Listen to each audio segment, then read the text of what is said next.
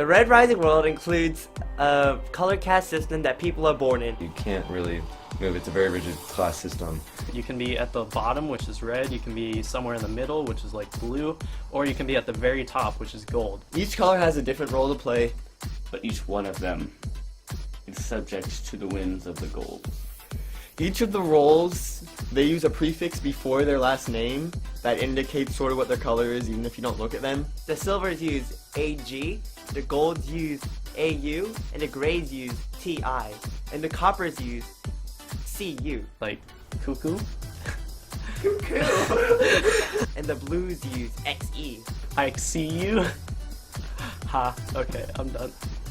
Some of the characters in Red Rising would include Darrow of Lycos, Or Darrow out Andromedas. So he was the narrator of the book. It's from a first-person view. He was the protagonist, and he's a dynamic character. Io might be a protagonist of the story because she is who motivated Darrow to join the rebellion against the Golds. Dancer is a son of Ares, and the Sons of Ares are a terrorist group that seek to bring down the society, which is what created the color caste system. There's Mickey.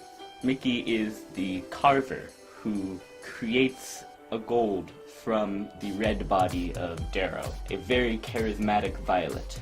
Cassius Albellona, he was Darrow's first gold friend that he made after he'd been carved in gold and on his way to the Institute. He was a dynamic character who went from a protagonist to an antagonist after he found out something that Darrow had done.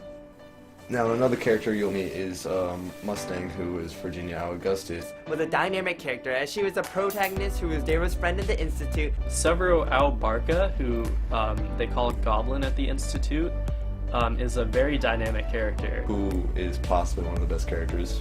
Everyone else is just bad. He's also the leader of the Howlers. We don't know a lot about the Howlers, like their true names or what they look like or anything. We just know their nicknames. So 4 of them are Clown, Pebble, Thistle, and Weed. There are a couple others, but they don't really talk about those as much. Julian Albellona, brother of Cassius Albellona, was a friend of Darrow when Darrow was on his way to the Institute.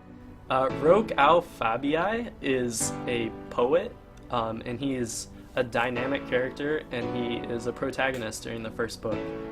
Pax Telemanus is a dynamic character and also a protagonist. Pax is just Pax. He's a very loyal character to Darrow.